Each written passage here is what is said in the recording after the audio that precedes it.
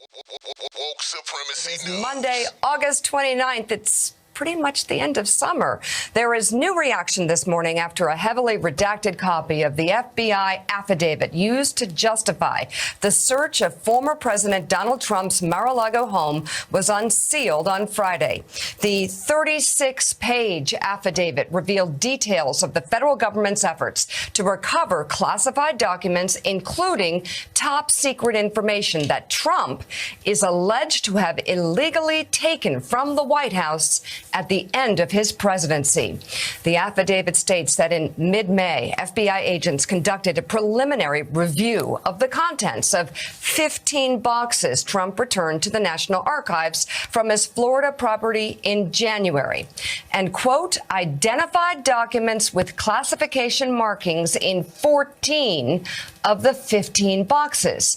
It states that agents found 184 unique documents that had classification markings. 25 documents were marked as top secret. 67 documents were marked as confidential, and 92 were marked secret. According to the affidavit, agents saw markings denoting various control systems designed to protect various types of sensitive information. They included markings that designate intelligence gathered by, quote, clandestine human sources, such as a report by a CIA officer or someone who works for the Defense Intelligence Agency.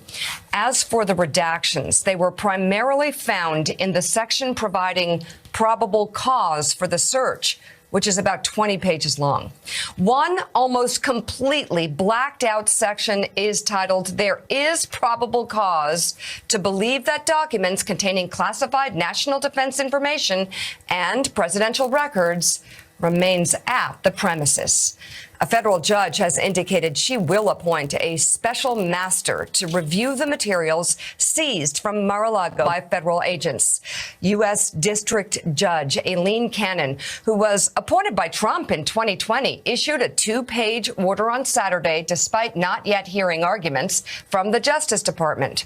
The judge gave federal officials until tomorrow to provide the court with a more detailed list of items the FBI had removed from the Florida estate. But the ruling left unclear how a special master would operate and who might qualify to take on such a role in a case involving classified national security secrets and a former president.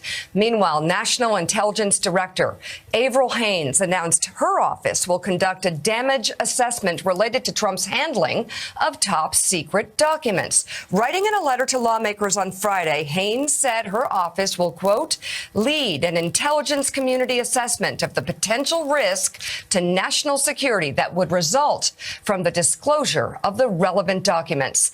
House Oversight Committee Chair Carolyn Maloney and House Intelligence Committee Chair Adam Schiff had asked for a security damage assessment in the days following the FBI search. A spokesperson for the Office of the Director of National Intelligence also confirmed on Saturday that the, quote, assessment we are leading is consistent with the bipartisan request from the Senate Intelligence Committee. So let's bring in NBC News Justice and Intelligence correspondent Ken Delanian, presidential historian and Rogers Chair in the American Presidency at Vanderbilt University, John Meacham, and the host of Way Too Early and White House Bureau Chief at Politico, Jonathan Lemire. Also with us, the co-founder of Axios, Mike Allen. Good to have you all on this Monday morning. So, Ken, we're getting an Intel damage assessment from Intel officials, possible special master to review the documents and to look at the process as it's moving along. A lot of procedural steps are starting to be taken to assess just how damaging this is to national security. What can you tell us? Good morning, Joe. So, yeah, a lot of interesting developments over the weekend with this judge in Florida signaling her preliminary intent to appoint a special master in this case and demanding that the Justice Department provide a more detailed inventory. And of course, she was appointed by President Trump, and a lot of people are very spun up about this. I think we should wait and see on that because, first of all, they've been reviewing these documents the Justice Department has for 3 weeks. with their own filter team, an independent team designed to weed out things they shouldn't see, like documents covered by attorney-client privilege. So we don't know exactly what this judge is going to order at the end of the day. She may be satisfied after she sees what the DOJ files that they've followed all the procedures here. And people are talking about, a special master and do they need a security clearance? The goal of the special master would be to take out privileged documents. Presumably, nothing that's highly classified is also privileged. There's no attorney-client privilege in a CIA human source report that Trump has at Mar-a-Lago. So again, I think we should wait and see on that. Look, the big takeaways from this document being unsealed was, to me, one, the FBI is talking to a significant number of civilian witnesses. And those names are blacked out, but that's how they got probable cause. Not one informant or key witness, a significant number whose identities need to be protected. Two, they believe they were going to find evidence of obstruction of justice at Mar-a-Lago. That was new.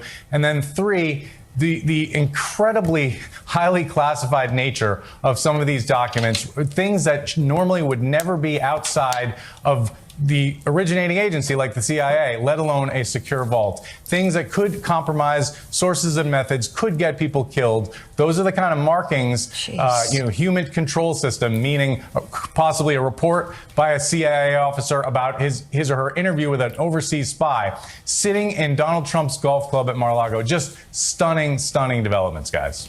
It really is. I mean, you look at what we're talking about here. As Mika said, 184 classified markings on documents, 25 documents marked top secret, 25, 67 marked confidential, 92 marked secret. And yet there always seems to be this process of defining deviancy down for Donald Trump, regardless of whether it's his dealings in the 2016 campaign with Russia, dealings that actually a Republican Senate Intel Committee said caused grave counterintelligence risks, or whether you take these documents. There are a lot of Republican senators and members of Congress and former members of Congress.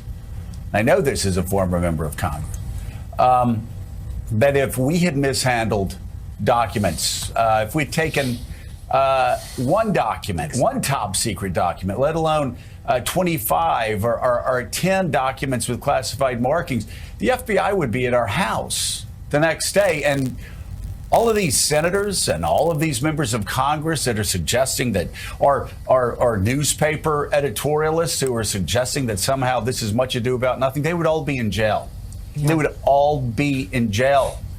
I know because of the briefings I got when I was on the Armed Services Committee, and the warnings that we got. And yet here you have Republican Senator Lindsey Graham of South Carolina saying in an interview yesterday, not that what Donald Trump did was okay. Well, this is the last defense. He didn't do something that would have Lindsey thrown in jail in a day. But now this threat of violence, if you hold, and this is where, isn't this where it ends, really, for the Republicans? Joe Biden said the MAGA Trumpists, the semi-fascists, I don't know where the word semi came from, but isn't this where it ends, where they say, if you hold our people to account, if it's really true that in America, right, no man is above the law, well, then there's going to be violence. Because Donald Trump is above the law, Lindsey suggests. If Donald Trump is indicted for taking 25 top secret documents, 67 confidential documents, 92 secret documents, and taking them from the White House and refusing to give them back to the federal government, despite them trying to work with him patiently.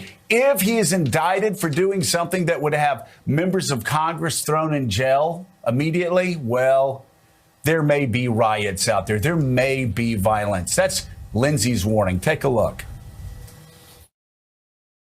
Most Republicans, including me, believes when it comes to Trump, there is no law. It's all about getting him. If they try to prosecute President Trump for mishandling classified information after Hillary Clinton set up a server in her basement, They literally will be riots in the street. I worry about our country.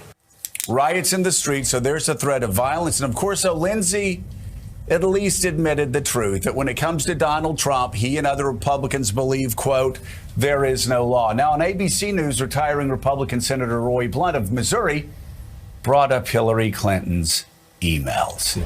Was it right for the president to take these government documents, which he's supposed to turn over to the National Archives, down to Mar-a-Lago? You should be very careful with classified documents. Shut up! Shut up! Hey, what's going on? Kevin Hart here. Listen. Documents. I've had access to documents like that for a long time. I'm incredibly careful. I was wondering as I was listening to that discussion if the same things were said when Secretary Clinton had documents, when Director Comey had documents. Yeah, the same things were said. What do you think we've been catching hell for like 5 years? Yeah, the same things were said. The New York Times wrote about it for a year and a half. Michael Schmidt still probably can't go into a bar on the Upper West Side without people yelling at him for reporting for a year and a half in the New York Times about Hillary's emails. We talked about it. We said she needed to be straightforward. Where have you been, Roy Blunt? Yeah, well. Oh, wait a second. You were wallowing in it. You were basking in it. Republicans were basking in it. They loved it. They loved the FBI.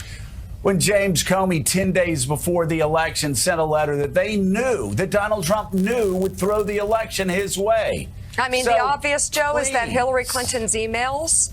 Yes, we asked a lot of questions. A lot of But there's a questions. far cry between her emails and the documents we're talking about that were Right. removed in boxes and taken to a country club. You talk And about put a in the basement. false equivalency, a false moral equivalency here with Donald Trump.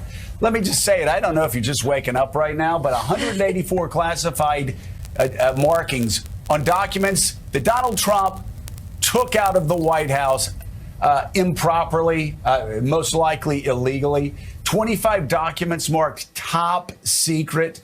67 confidential documents, 92 documents marked secret. And yet, knowing all of this, we know this to be the case. The Wall Street editorial board, Wall Street Journal editorial board, asked of the Mar-a-Lago affidavit, is that all there is? Now, I quote the Wall Street Journal editorial board a lot because I like a lot of things that they write. I know most people that watch this show do not. But man, on Russia, on this, they are, this is, talk about defining deviancy down. This is what the Wall Street Journal editorial page wrote. A federal judge on Friday released a heavily redacted version of the FBI affidavit used to justify the search of Donald Trump's Mar-a-Lago home. And we can't help but wonder, is that it? Is that it? Did you really just ask that question? This is why agents descended on a former president's residence like they would a mob boss. Oh, I don't know. Or like they would if somebody took 184 documents with classified markings on them, Wall Street Journal editorial page. If you're going to indict a former president, you better have him dead to rights on something bigger than mishandling documents. What the, John Meacham? I know you are a coolly detached Episcopalian. Maybe it's just the Southern Baptist blood running through my veins right now. Yeah. But is okay, let's be serious. Is that all there is? And I not only heard that, and you read that, Donald Trump's former acting chief of staff, Mick Mulvaney, who actually is working for a news operation, says, so if the classified documents from Mar-a-Lago turn out to be Crossfire Hurricane, the 2016 Russia hoax, he said those words, Russia, and they exonerate Trump, what happens next? Well, I responded, if you or any member of Congress had taken half of those government documents after leaving office, you would already be in jail. But you know that. And the Russia hoax, really?